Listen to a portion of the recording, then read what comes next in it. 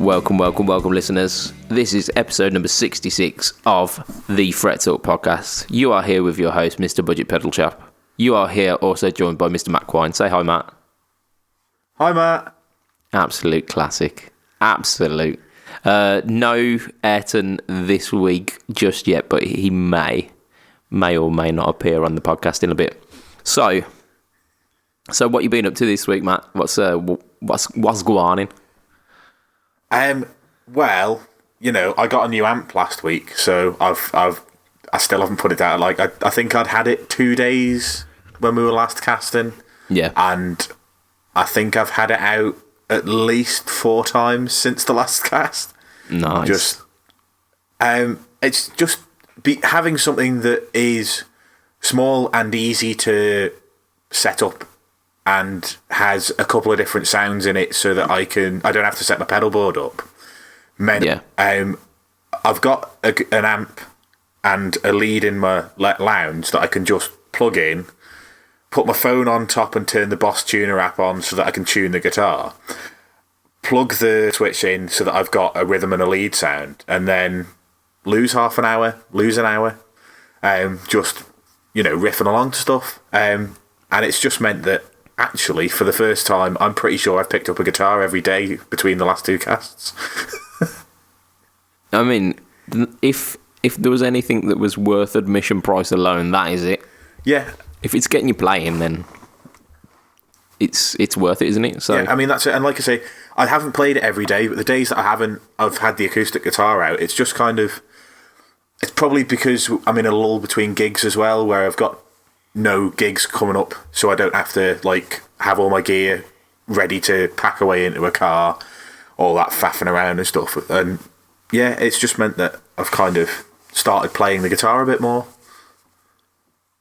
Yeah, I think there's something to be said about convenience, isn't there? And like for me, if I wanted to plug into something, I'd either need to wait for a time when I'm not going to be annoying the piss out of my missus who's watching the TV at the time, or like go into one of the rooms where I'll be quiet, plug in like my Amplify footboard, and then go through headphones through that. And I don't do that because I can't be arsed. So I think the other thing is you've got to have convenience, but you've got to have good tone as well. Like, yeah. I have the option of plugging in my Boss ME80 every single day in headphones, but through headphones, it's shit. Yeah. It's uninspiring. Whereas, like I say, I like the sounds that I get out of this amp. It's got a switchable down to 7 watts on the underneath of it. Yeah. So there's like a little rocker switch actually built into it that you flick across. You can bring it down to 7 watts. So again, it's still really loud, but I mean, the neighbours are out when I get in from work. So yeah. I think I've just been. It is. Yeah, you have to have that balance, don't you? Because if you got the convenience but not an inspiring tone, it does exactly the same as not having the convenience.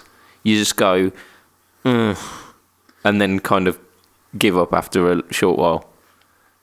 Yeah, that's it. I mean, you've got to have the motivation and like having that tone that you're looking forward to hearing again, and you know, trying a different guitar through it.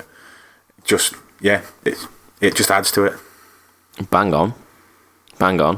So for our listeners, this is the Mini Mofo. Is it 15 watt? This one? Yeah. So there are. I think it's the smallest. I can't remember. Yeah. No. There might be a smaller one, but yeah, which Hayden Mini Mofo, which is the 15. There's a Hayden Mofo, which is the 30, and I think there might now be a smaller one than that, but I can't remember. Cool. And what kind of sounds are we getting out of that? So, where is it aiming towards in terms of tonal territory? I mean, it's got 2 inputs on it. My version, so mine's a version 1. It's got 2 inputs. It's got US and UK. US is probably looking towards Mesa Boogie. But it obviously doesn't have the amount of control that a Mesa Boogie would have, and that's not the sound that I want. So I barely use that at all. I've mostly been plugging into the UK, which is very much a cranked Marshall, not like a high gain Marshall, but like maybe like a Plexi, but a little bit more, if you know what I mean. Yeah. I'm getting a strange sense of deja vu. I have a feeling that I'm so tired that I've forgotten what we talked about last week. I really think that we did. Yeah.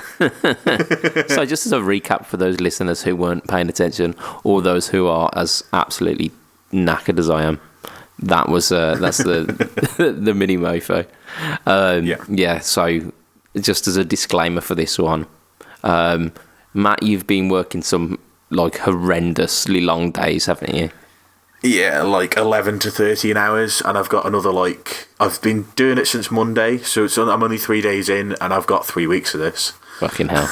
I'm running a training course at work, so I've got to do my own job as well as preparing for the training course this week, and then running the course for the next 2 weeks, which is full days for the people who are on the course, but I have to do my own job as well, which means I have to go in early and stay late to do my work, and bring a laptop home to work from home as well. So everything's fun. Shit, man. Yeah, and I'm just gonna be a little bitch at the moment.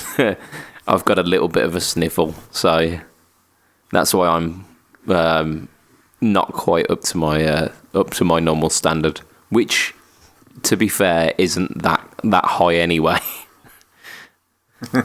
So yeah, so sorry if there are any kind of lulls in concentration, or if we go over stuff that we've already been over before. Yeah, it's not intentional. So this week I've done some stuff. So for the past 2 months I've been doing a little apology at the end of each cast, going, well, there's nothing happening on the YouTube channel because I'm lazy and got no time. Yeah, so finally pulled my finger out this week, and it was kind of spurred on by a couple of weeks ago we had, in fact this was last week, was it, that we had the Hello Sailor Effects interview drop. It was the day before we recorded the cast last week. Yeah, so because kind of just over a week kind of looking at it. Yeah, for me and you it is. Yeah. Yeah, it will be. The listener, it will be like 10 days for the listener. Yeah, ish. Yeah, so kind of roughly 2 weeks. Yeah, so as I mentioned, Joe sent me through an Anchor drive, which is fucking awesome. And you'll hear more about that over the next couple of weeks. But he also. I was kind of batting some ideas for like a video on the Budget Pedal Chap channel, and I'd recently got 2 tube screamers, 2 new ones to me anyway. I was like, I'm thinking of doing like a tube screamer shootout. So he said, "Hold my beer," essentially, and he sent through his Stevie Ray Vaughan modded tube screamer, his take on it, which looks beautiful, sounds beautiful, amazing. So I finally got through to doing a tube screamer shootout this week, and by the time that this podcast goes out, it will have been out, so I'm okay to talk about it. It's no spoilers. So the kind of format of it, it's budget, basic and boutique tube screamers. So you've got 2 tube screamers from kind of budget brands. We've got a Joyo and we've got the Moore. So the Joyo Vintage Overdrive and the Moore Green Mile. Then we've got the basic, which is the Ibanez tube screamer mini. So kind of standard, your industry standard, and the Boss SD1, which it's not green, but it's definitely tube screamer flavoured. And then we've got our boutique ones, which are the Hello Sailor, Stevie Ray Vaughan, and the JSA Tai Chi mod. Not Tai Chi, is it? It's the green chai. The Thai cheese, what it's based off. So the green chai micro, and yeah, a couple of takeaways from that. So the video doesn't give you any indication to which was my favourite and what, like any of that, because I like the viewers to kind of make up their own mind about which ones they like. But a few takeaways from that. None of them were bad. So none of them were a pedal that I wouldn't use,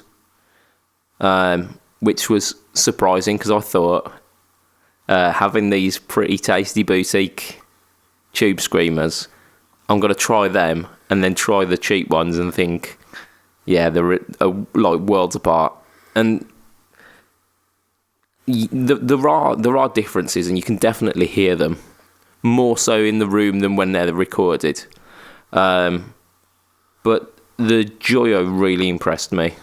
The vintage Overdrive really impressed me, and there's a reason why that one's got kind of like a little cult following at the moment. So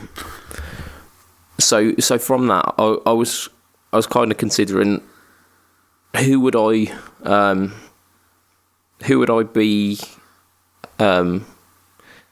telling to buy like these certain versions of the Tube Screamer, and if you were like a beginning guitarist and you were really kind of heavy into the blues, and you didn't have a great budget, I would definitely be pointing you towards that Joyo, the Vintage Overdrive, because it does a really good job of it.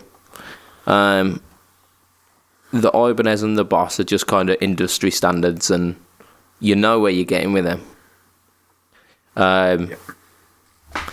And the Hello Sailor and the JSA, they were better. Don't get me wrong, they were better. The HSE Stevie Ray Vaughan one, it was almost brighter sounding, almost like a bit more present sounding.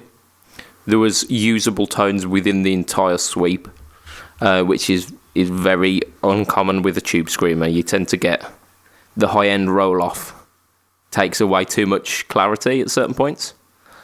But there was none of that. Like I say, it was a really, really kind of bright Tube Screamer. And I really really got on with it because of that, because I like kind of bright pedals. I think because I set my amp quite dark, so it kind of counteracts some of my stupidity. But yeah. So I dug those, and I gave some shout outs to Joe and Simon from Hello Sailor and from JSA respectively, but I'm going to give you some more shout outs now, so thanks guys for sending those out. So yeah, that's kind of kicking off the YouTube videos again, and there's definitely on that very same day I got another 2-3 videos recorded, so something to look forward to, because they'll be rolling out over the next couple of weeks. Ace. Yeah, I thought it was pretty cool. This week, however, there's a little bit of news. Just a little bit. So news? Yeah. But it's not NAMM. Well, it's almost, it's like Christmas has come early for us. So I reckon... What can you be talking about? I reckon we're going to start off this week with a little bit of news that we broke last week, which was something that we were a little bit dubious of. So, Boss, the DC2W and the MT2W, we weren't entirely sure, but we reported on it anyway, and it turns out... Yeah, I'm going to hold my hands up and fine. Say I'm wrong, and I'm sorry. The amount of times that I've read on the internet that Jackie Chan has died... You are more than justified. Yeah. More than justified. it's not uncommon. It's not unheard of in the guitar community to share stupid shit like this. I mean, over on Facebook this entire week, there've been people posting up, my account's being cloned, and if you accept any friend requests off another me, don't accept them. Literally, because one person posted it, there's about 20 people posting it. So I understand the kind of skepticism. I understand that dubiousness. However, this time turned out to be true. Yeah. So let's have a little bit of a look into the specs behind them, because we didn't have them last week. We had speculation more than anything. Yeah. Speculation, not specification. Boom. That's it. It's almost like a slick and professional podcast this is now. We need to stop that. Dick jokes, come on. I can't think of them off the top of my head. You can't put me on the spot. I need something to riff off. Can't think of them off the top of your head. Oh, matron. So yeah, the Boss DC2W is, out of the two of them, is the one that I would more likely be interested in, because I haven't played a Metal Zone. I don't think I want to play a Metal Zone. I don't think I've in my entire guitar playing life, I don't think I've ever been in the Metal Zone. So I don't think it's particularly a pedal for me. I don't want to be in the Metal Zone. No. It's for other people. It's not for me. It's not for me. And those people aren't wrong. We're just not those people.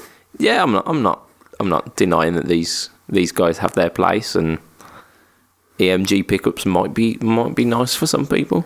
But hey, it's not for me. It's not for me.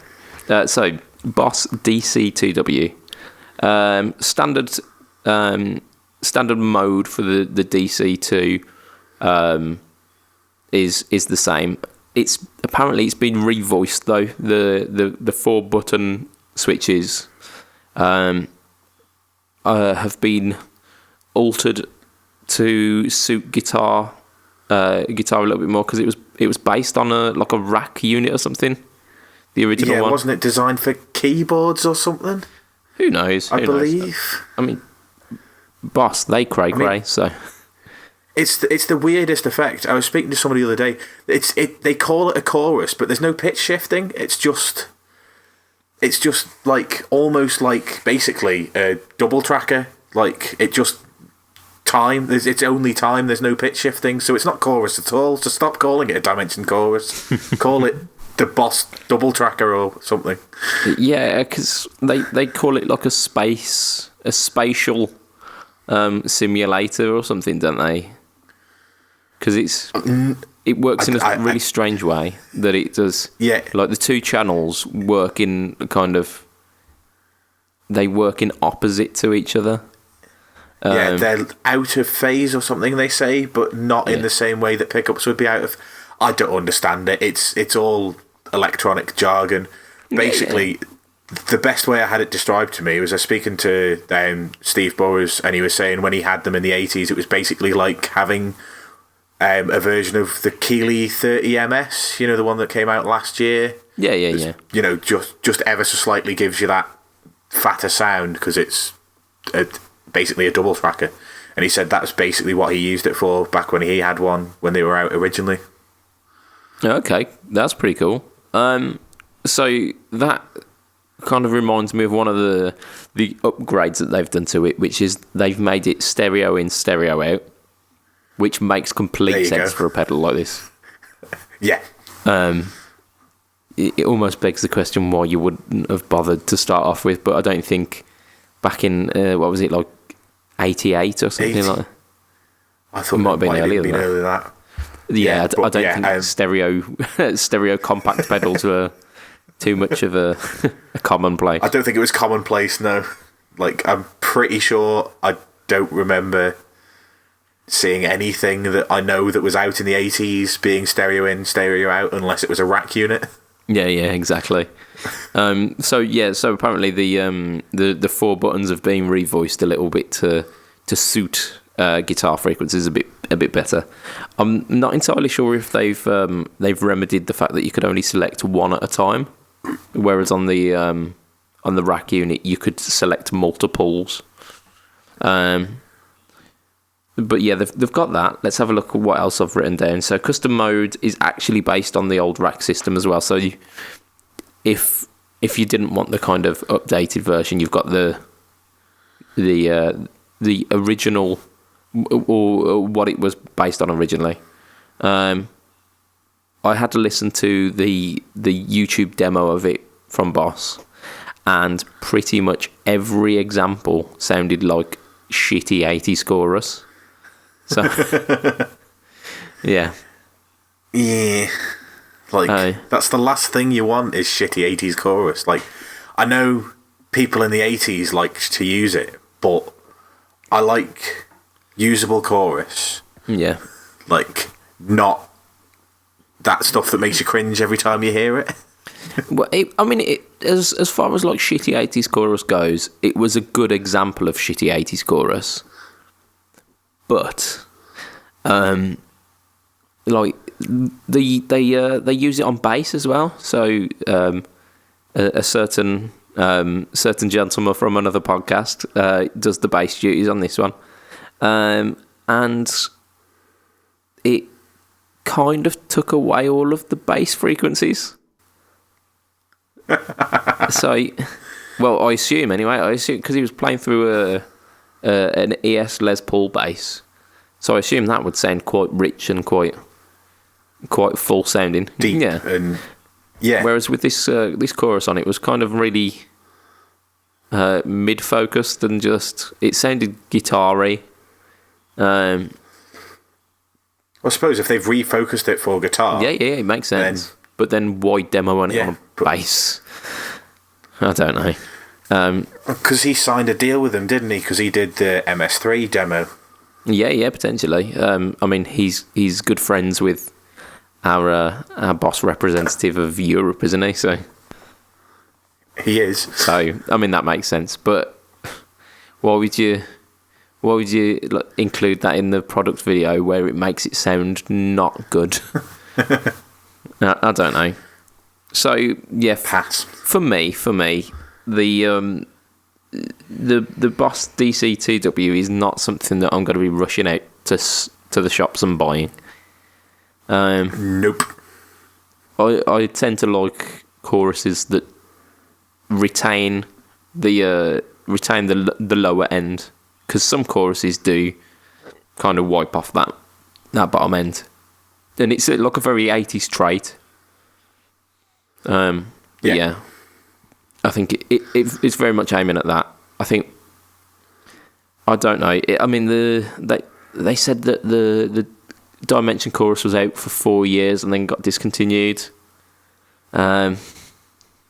So let's see how long this one stays out for, because I think it's just a bit novel, and I don't think people are going to go, oh yeah, that's the chorus sound I want.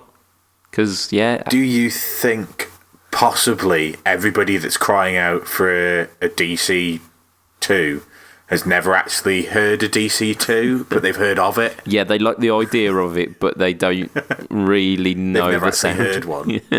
Yeah. I mean, I'm not going to say that there's people out there who do that kind of thing, but... Shit, man, I put my hands up and say that I have probably done that in the past. I've definitely done it in the past. Like, oh my god, that's the sound for me. How do you know? Well, I read about it in an article. Yeah, because everyone wants it, so it must be good. Yeah, completely. Mathematical truth. Yeah, so I mean that's definitely a thing. How about the Metal Zone? What do you know of this new Metal Zone? Have you done any reading on this one?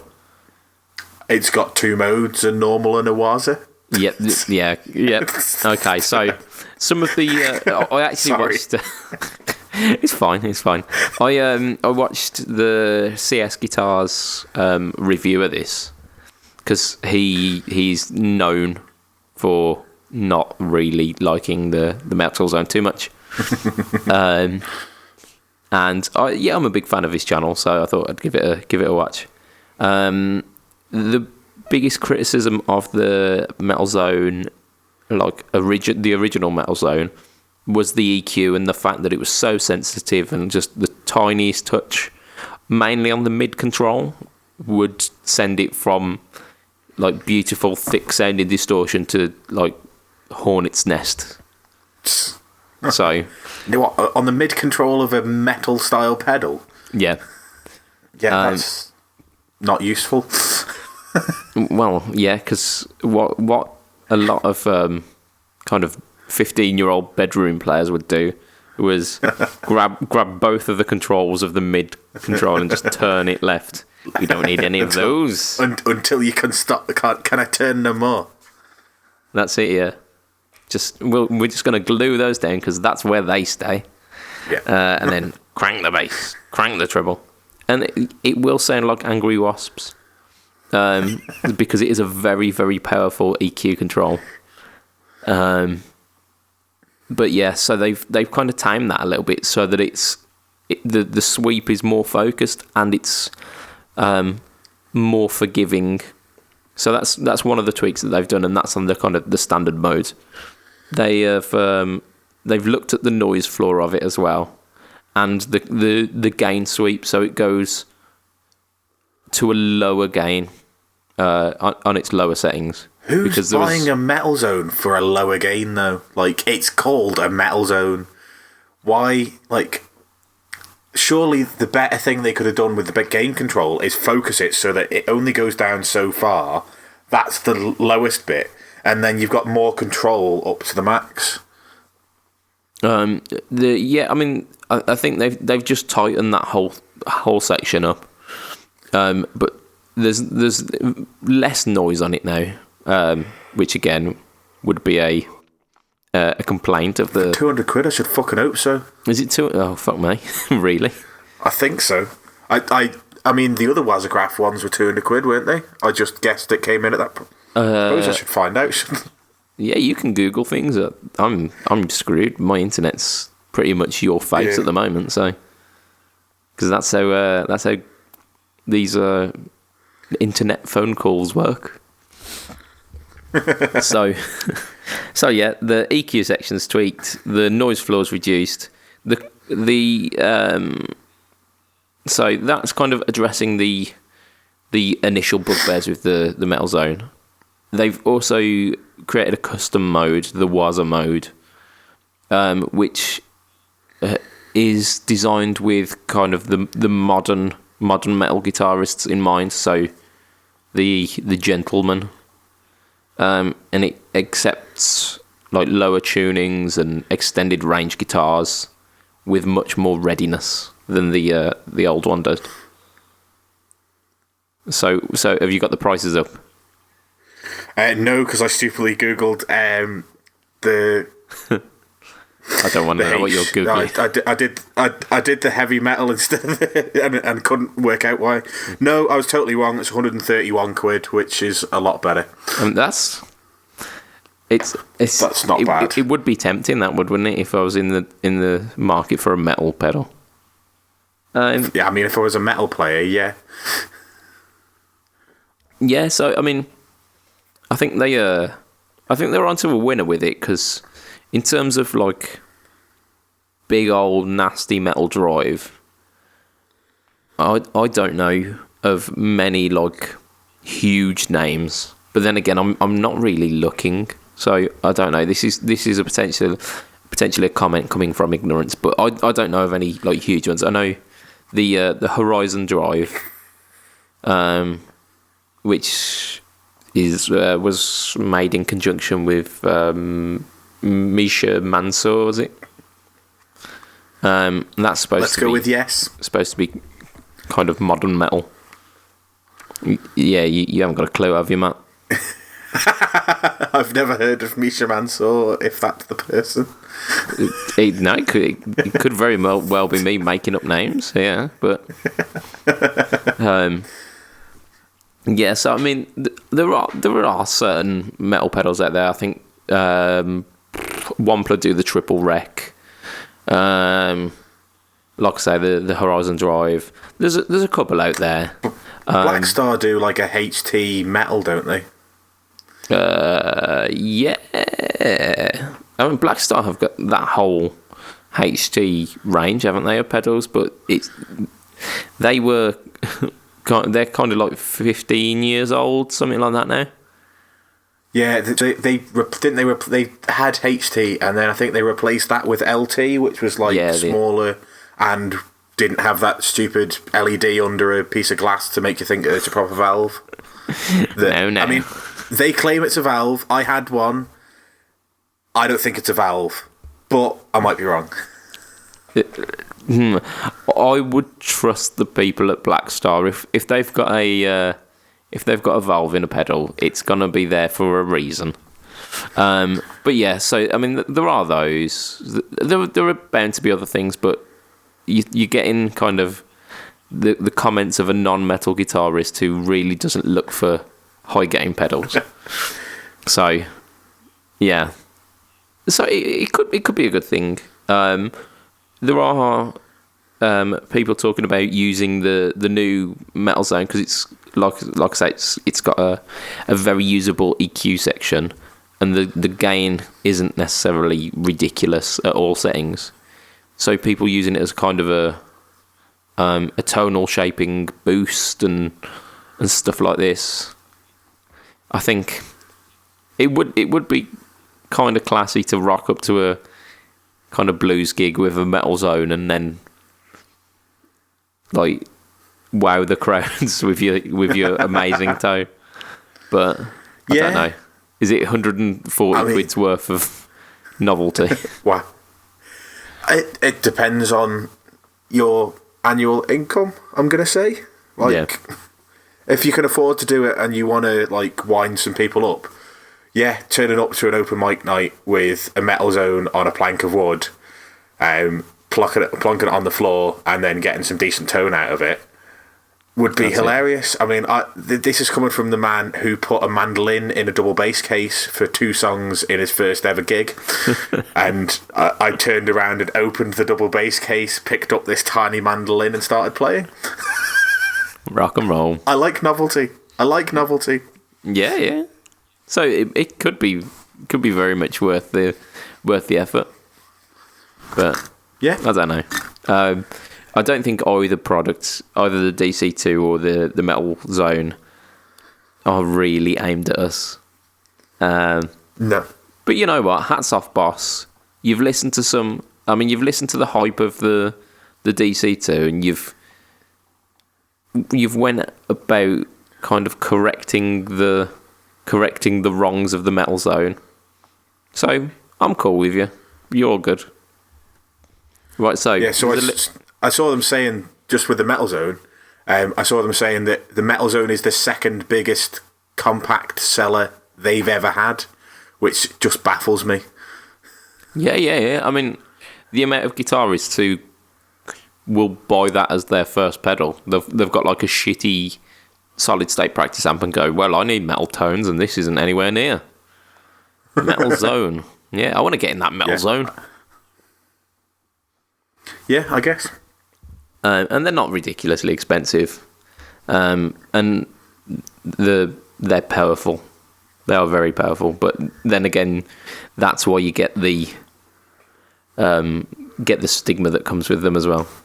Because with great power comes great responsibility. Yeah, like setting the EQ reasonably decently. That's it, yeah.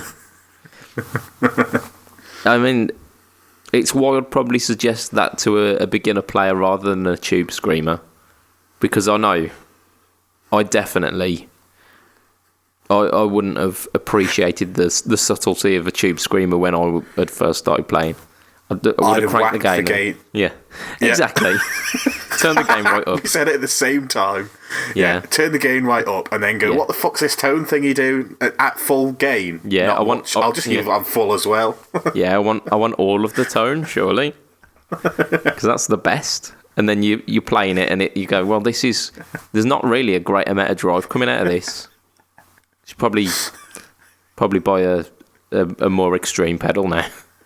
I know that's definitely my thought process, because I remember like one of the first pedals that I had when I was starting out was one of the Behringer tube overdrive, I think they were called, which was basically a tube screamer of some description. Yeah. And it was very subtle, and the drive was turned up, and I would never use it on its own. I would use it in conjunction with another pedal to get somewhere near the amount of gain that I needed to make my playing sound anywhere near decent. So yeah. My very first pedal, just quickly, was a Boss DS2, which had 2 modes on it, and the gain was always on full, the tone was always on full, and I used the volume for the volume. And then there were 2 settings, and it was a click between like setting 1 and setting 2. Setting 2 had more drive, so I used setting 2. Of course you did. Of course you did. Why would you go any other setting? Right, so let's move on anyway, because I think we've ragged on Boss for enough. They make some awesome pedals. Like I say, I played the SD one this week, and it stood up against some boutique pedals. Mm-hmm. So, hats off to you, Boss. So, talking of more pedals, because we haven't had enough, Line 6 almost instantly responded to the Head Rush gig board, didn't they? Yeah. So, was it that night, or the night that we recorded the cast, or the following day that they dropped this? Yeah, I think by the time that we'd finished the cast, the news was out. It was another leaked product, wasn't it? Yeah, it was. I think they were both. Was that and the Boss both supposed to drop on the same day, and information got leaked kind of earlier the day before? Yeah, potentially. So, I think that what we're alluding to here, because we're playing a very mean game here where we're talking in codes. So, for those who haven't figured it out yet, because it's not a difficult code, Line 6 HX Stomp. So, this is a product which got so many people's panties in a twist, myself included.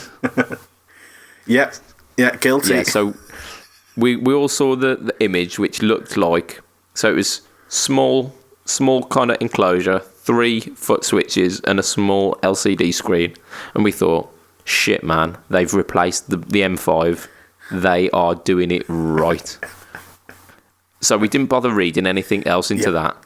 And then the next thing... Well, like, when we first saw it, there wasn't anything else. There was just those images, which, again, had been linked, I think, by Sweetwater again. Not that I'm saying that they might have, like, somebody working for them leaking pedals. Well, but I'm pretty sure it was them. I assume they're not working for them now. They definitely did the other one. Yeah. Yeah, with those 2 guffaws in 1 week.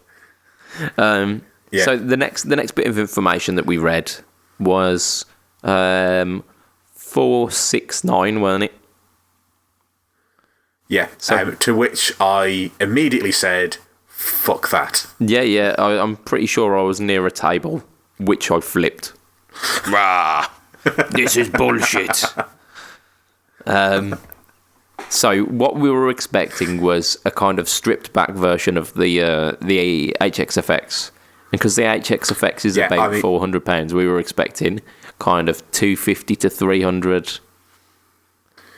And we were thinking, yeah, that's literally exactly what I was saying. Like we had this discussion in our sort of like closed group, and somebody posted it, and then the price was like, and I was like, why is it not 250 quid? How can you charge more than the HXFX for something less, that's just a smaller version? Yeah. And they were just like, no, this has got everything, and I was like, oh, well, that's not what I want. Like, so that's not what I wanted. That's not what I was thinking of. You're dead to me, bastard.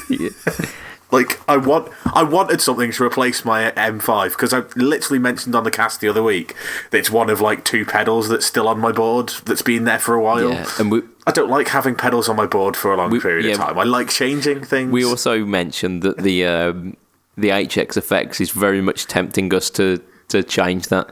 But the only thing that's setting us back is the fact that the HX effects is nigh on 400 quid. Yeah. And it's a little bit steep to replace an £80 pedal. A little, yeah, like 250 would be just on the sweet money. Yeah. 250 would part many a fool from their hard earned, wouldn't it? So, like, after a day or two died down, and we kind of unbunched our panties and just kind of calmed down from our little, like, rage. We actually kind of looked into it, and it makes a little bit more sense. So, let's have a look what it says about it. So, 3-foot switches, which are more of a kind of signal chain switcher rather than individual effects. I believe you can, but if you've got 3-foot switches, you don't want just like 3 effects.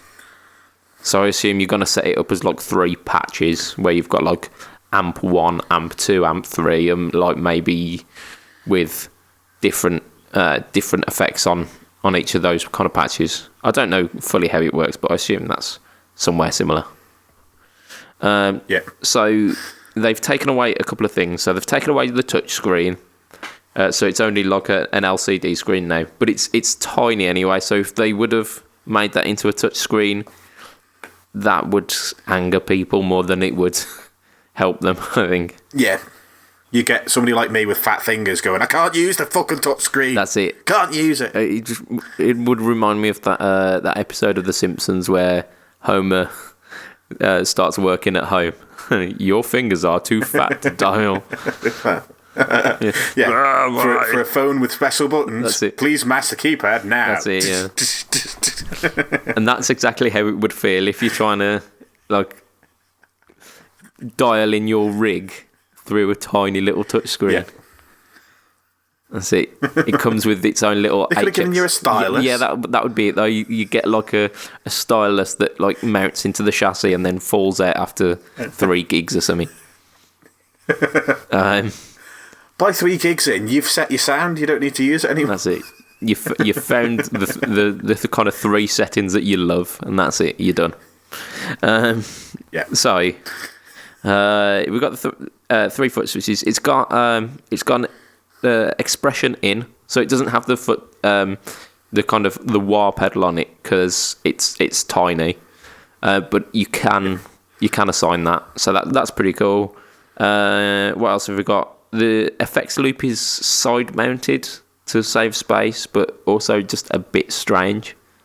But yeah, okay. That confused me because all of the in and out is on the top, and then the effects loop's on the side, which is backwards if you ask me. Like, surely you want your effects loop on the top and in and out on the side if you're going to have to compromise and put some in one and some in the other.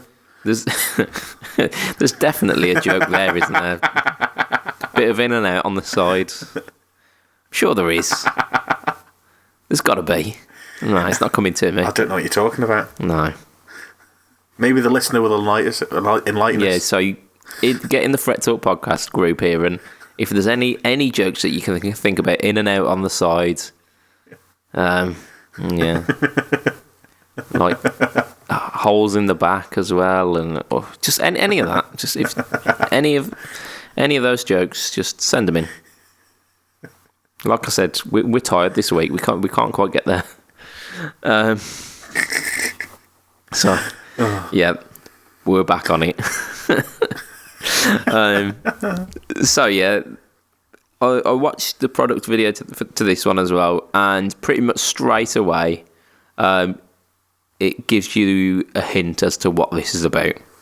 So the kind of the credit opens up, and there's a guy sitting at his laptop with this plugged in, like recording some tunes into his interface, into his DAW. Sorry, So this thing acts as an interface. So straight away, you stop there, you think, how much is Helix native? Because if it's not much more than Helix native, you've essentially got Helix native that you can then move from a computer elsewhere. So that justifies it straight away. And we looked at that, and it's $399 US. Yeah. So it's probably 350 quid, 350 in pounds. So yeah, for an extra 100 quid, you get the box. 110 quid.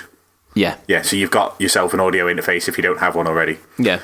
So I mean, there is that, and I think they've got mic inputs as well, haven't they?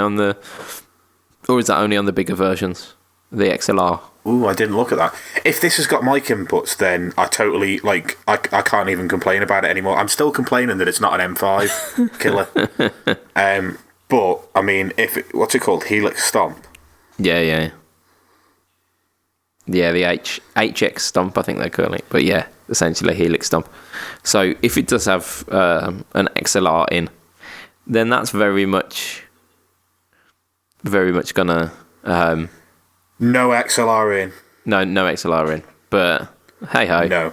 It's just a guitar interface rather than an actual interface. But the fact that it's Helix native, but it's not taking up the processing power of your computer because it's all doing it outboard. Fantastic. So if you've got Sorry, I'm wrong. They're on the side rather than on the back, but there is XLRs on it. There you go. So for me, it's sold itself to me there. Yeah.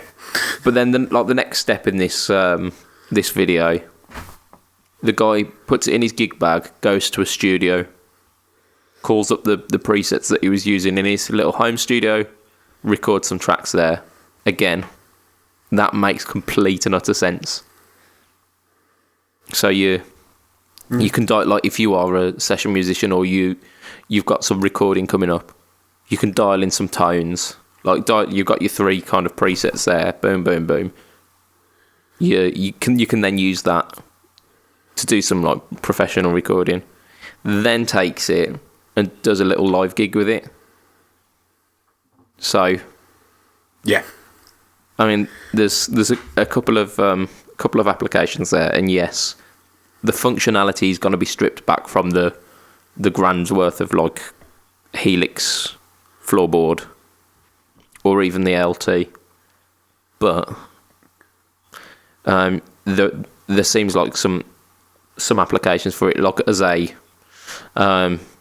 very portable studio solution, a very portable solution to kind of getting a couple of really good studio quality sounds. But then also, if you're doing a gig and you don't necessarily need something that's super extensive, if you're doing a gig as an AC/DC tribute band or something, where you're not going to need multiple modulation pedals or whatever, you need a good sounding rock sound, maybe and a solo boost. Yeah, I mean that's exactly what I think. If you're a musician who needs a not very expensive gigging solution that has a tuner inbuilt in it, so you don't even need to worry about a clip-on tuner, and you need maybe a cleaner crunch and a lead sound. Yeah. This is 469, and it'll also plug into your laptop so you can record songs at home, and you'll be able to, if you need chorus on one of your sounds, you can stick it on if you need to. Yeah. I'd as much as I've criticised it because it's not what I wanted it to be, it makes a lot of sense. Yeah, it does. Yeah, and again, I was one of those people who were kind of raging at it. I was oh, why are you not the thing that I wanted? And then immediately realised, no, I'm being a petulant child. So I should probably just chill out on this. And then looked at how it actually could be used, and it was actually really, really quite useful. But yeah, I mean, there's the potential of using it as a substitute for amps as well. So you could have your pedal board and then have this at the end of the pedal board where it kind of substitutes being the amp. Yeah. And again, yeah. And I have a feeling that you could probably do a stereo rig from that as well.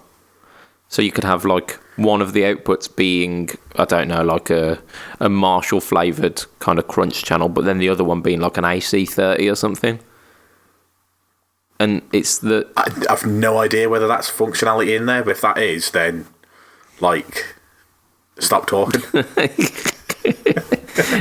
Yeah, so I mean the shit like that, which could potentially be pretty fucking useful. So it is what it says. It's like a stripped back version of the Helix, and there have been so many people who I know and trust who have told me that the Helix is just amazing. So yeah, I mean we've got our good friend the Guitar Geek, who he bought the full fat Helix floorboard, and then kind of year or so later sold it. And he's like, when he saw this, he said, "I think I might be buying this HX Stomp." Yeah. And so I mean that kind of it speaks to the quality of the HX Stomp. So well the Helix software, should I say? And the fact that the HX Stomp is like essentially like half price of the standard one, and doesn't lose any of the features, the functionality, yes, but the features are all packed in there. Yeah, you just have to use them in a slightly more difficult way. Which, I mean, if you're home recording, I'm pretty sure you're not going to be that fussed anyway, because you'll set up exactly the sound that you want through your laptop, assign it to button 1, and then click it. Bang on.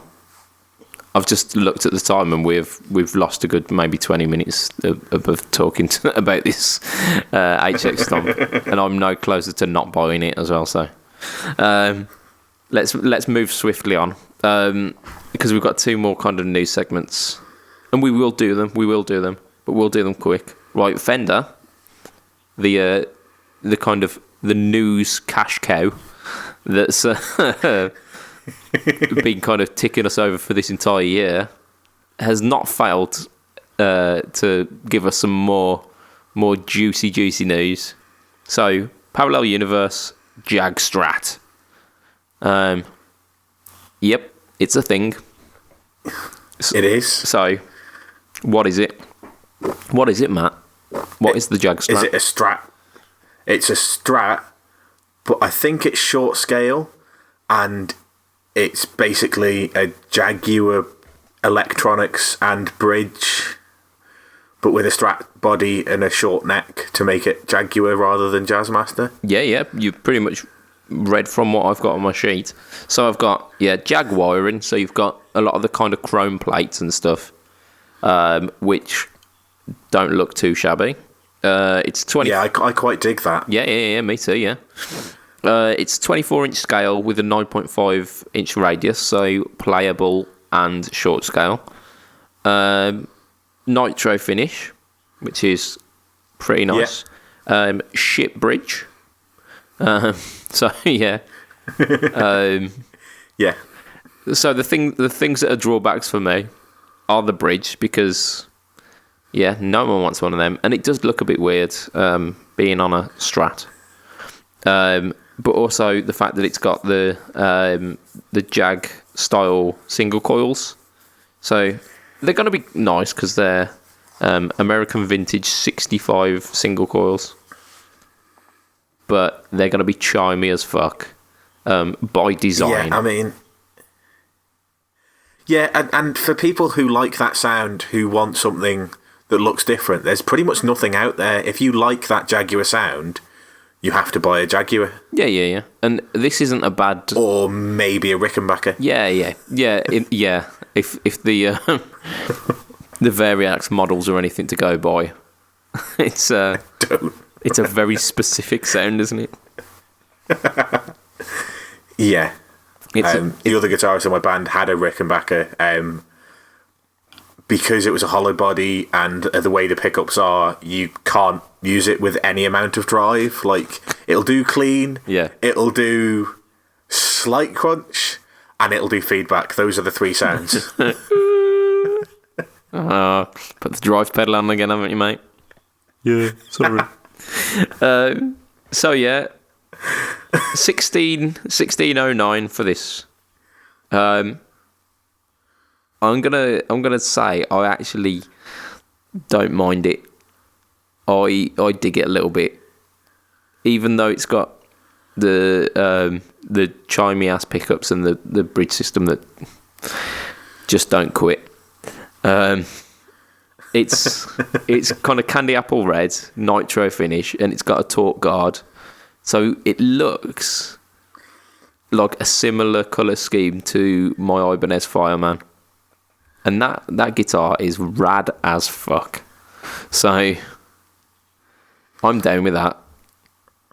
I don't think I'd buy one because shit bridge, shit pickups, but I respect it. I respect Fenders because I think we come into like the end of the parallel universe stuff, and I respect Fender for doing that. Well, it's something a bit different, isn't it? They've not gone right like they did for the, what was it, 10 for 15 or whatever it was, and they did, and it was all very much a slight tweak on something that already exists. Whereas this, they've gone, how can we mash two things together? Yeah, how can we fuck with people's minds? Yeah. Yeah, something that's totally different and something you've never seen before. Yeah, and they did it well. There were some that really were really cool. In fact, we'll kind of do a recap on that with which kind of top three of which ones you think were the raddest from that range. Yeah. So what you thinking, Matt? Just off the top of your head. The number one has to be the Gretsch Telly. Okay, yeah. Because it just has to be. Yeah, because it's very much you, isn't it, that one? It is. It's basically a guitar that was designed for me that came out at a period of time where I couldn't afford to drop 1,600 quid on a guitar. Yeah. So thanks for that, Fender. I know it hasn't dropped yet, but I'm kind of intrigued by the Meteora. Yeah, definitely. Which is like the pointy offset telly. It's like for me it's it's like a rounded version of the Ibanez Iceman. It's like that, but like if it was drawn using a bubble rather than using any kind of points.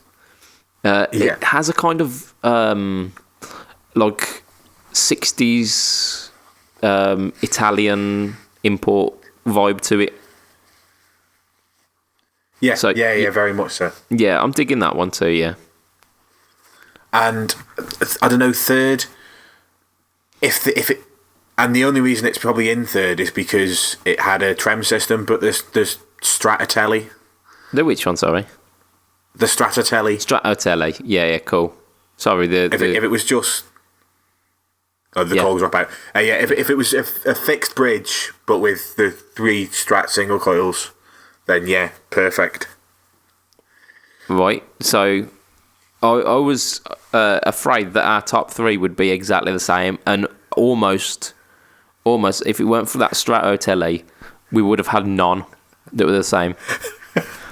So, for me, number 1, Troublemaker Telly. Because, Les Paul. Yeah, Les Paul meets a Telly, because it just looked so awesome. The wide range humbuckers weren't cool with me, but I was told that they just looked like wide range and they were actually more meaty sounding, so that would have been cool. I was going to go the Stratotelli, but I'll change that for the White Guard Strat. Okay. I hated that. It's because it's something different. What was the third one that I was going to say? What was that third one? I don't know. Yeah. Trying to think what hasn't been said. So we haven't gone for the Jag thingy. Jag. Yeah. We also Jag haven't gone telly. for the Jazzmaster telly. Yeah, that can go suck a dick. What else was there? Oh, I can't think now. I've lost it. Yeah. Okay. I'm only going for 2. The rest can burn on a fire. I'm done. Yeah, it'll probably come back to me. Okay, we're at the hour mark, but we'll do a really quick one because I don't think, as much as news it is, I don't think I give too many fucks about this one. So, EHX, the company that keeps on giving, they're almost as good as Fender with releasing things. Yeah. They released the Canyon last year, maybe even earlier than that. It received some acclaim. It's largely gone, kind of fallen into obscurity. But they've released the Grand Canyon now, which I think the end game of the Canyon was the Grand Canyon. They came up with the name, the Grand Canyon, and thought, what we'll we doing save with that this? one. Yeah, we'll save that one. We'll just do the Canyon first. We'll go the Grand Canyon. So they've essentially made a bigger and better version. So same thing, delay / looper. It's now stereo outs, which the original one weren't, I believe. It's got a tap tempo. It's got an expression pedal in. It's got everything's top mounted, so it's kind of pedal board friendly. It has presets, so which the last one didn't. Yeah. So that's a big thing. Can you create your own presets? Oh, fucked if I know, mate. I watched the video and they said the word preset, so I'm including it. So there are some new effects as well. So they've got drum, which hasn't got anything to do with actual drums, but is based on the Binson Echo Rec, which was like an analog delay, which had like a metal drum. I don't quite know the science behind it, but it looks pretty cool. The double, don't know what that is, and Bit Crusher, which of course is the sound that everyone wants from a delay. Off. The worst thing in the world I have ever experienced is someone attempting to play with a Bit Crusher in a music shop, because it's just the most annoying sound. And it was I don't want to be offensive, but it was somebody who was an old age pensioner, clearly Playing just a Bit wanted Crusher. Playing a Bit Crusher, but he was playing rockabilly licks on it with a Strat, and it was just the weirdest fucking sounds in the world. And it was just, it was so annoying,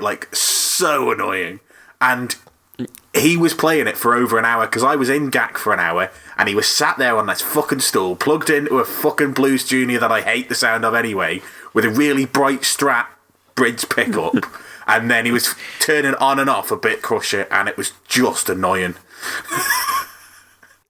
I've got to take my hat off to that, Sorry, Jim. you mentioned Bit Crusher, and it annoyed me. Don't hold back, Matt. Tell us how you really feel.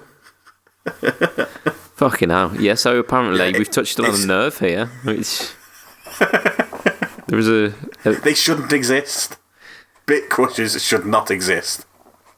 I've had some really cool experiences with Bit Crushers. Kind of. No, you haven't. I have. Oi. See, the pointing is coming out now. I added I did some recording at home, through GarageBand.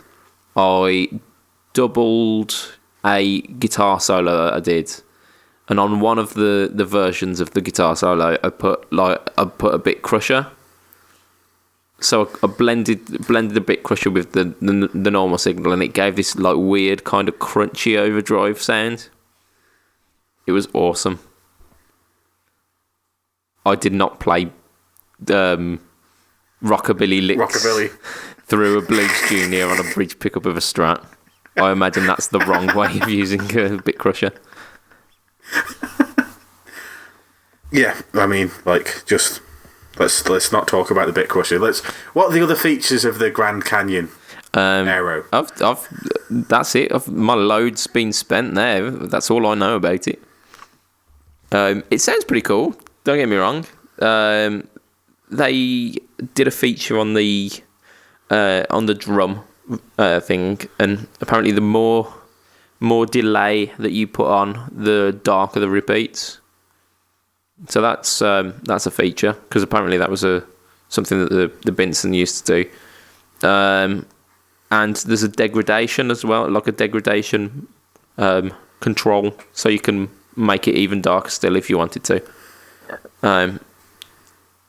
So yeah, I think one of the things that have been apparent with the HX Grand Canyon is the fact that the presets are making people who had the Canyon and have sold it or have got it, but they're now getting excited about it again. Yeah, I mean, I think it's a good if it's a delay that you're going to want to use in multiple situations. There's two things that you need to have for me, and that's presets and a tap tempo, and this has got both. Yeah. Like, I've had 2 delay pedals in my entire life because I'm a cretin, and then neither of them are actual delay pedals. So I had the TC Mini Flashback, which had neither of those features, and the only time I ever enjoyed using it is when I used it on an acoustic pedal board and set it to just basically double everything. Yeah. That's the only time I ever enjoyed the sound from it. And my Line 6 M5, which has presets that I can set the time of, and then I can skip through and just set, or if I use it on the fly, it has a tap tempo button. Yeah, it does. And then I can use it. Yeah, so like that's what I want from a delay pedal. So this ticks both those boxes. Yeah, I don't think you're wrong in wanting that, because it makes sense. What I'm looking at the Grand Canyon for is, I'm thinking it's EHX taking a pop at the DD500. So,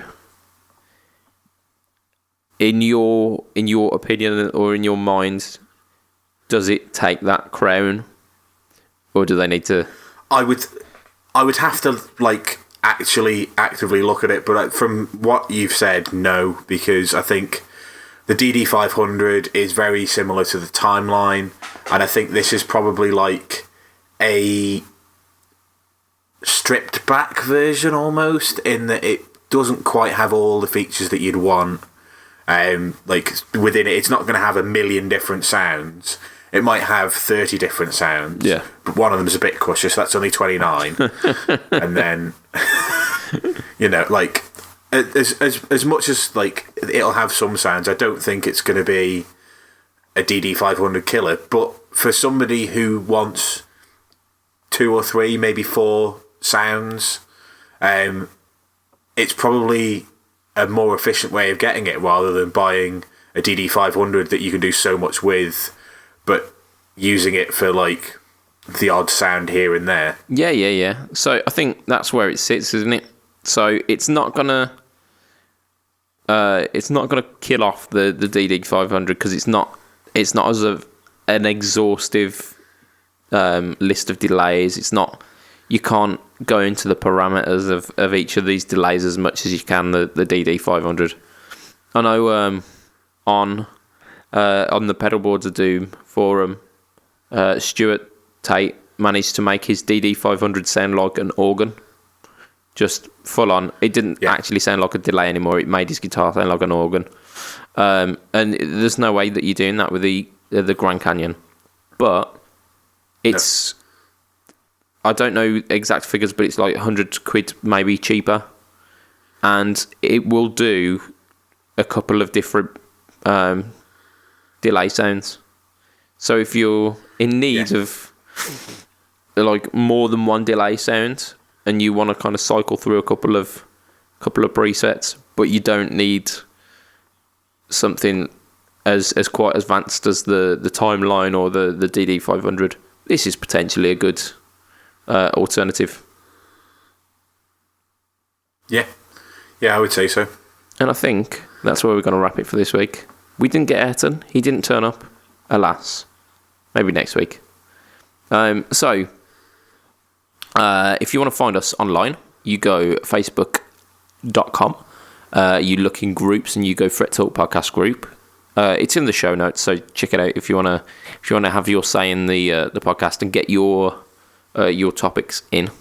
If you want to catch me online, it's facebook.com/budgetpedalchap, instagram.com/budgetpedalchap, or YouTube. You type in Budget Pedal Chap, and like I say, this week there was a new video up doing a shootout with some Tube Screamers, and then the next couple of weeks we'll definitely have some new content as well, so look out for that.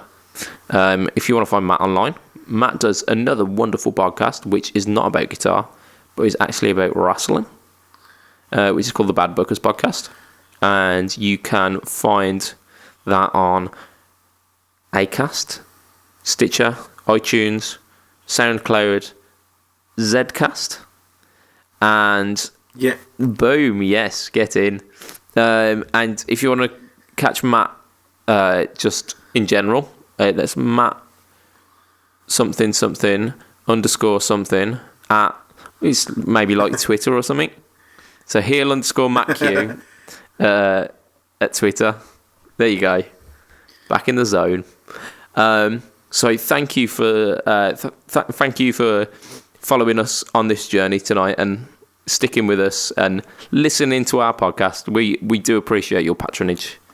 And yeah, bang on. That's us for this week. From myself, Mr. Budget Pedal Chap. From your other host, Mr. Matt Quine. And from our absent but not forgotten host, Mr. Ayrton Tracy. It will be a goodbye and good night for this week. Ta-ra. Goodbye and good night. Tatty bye. Tatty bye.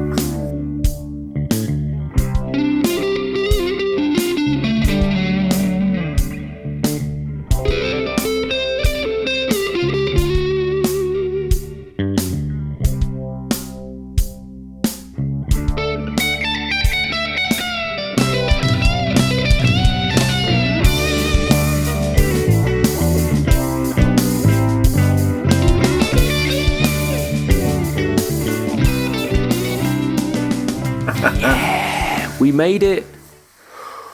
We did. We made it. Knackered as a knackered thing on like National Knackered Day.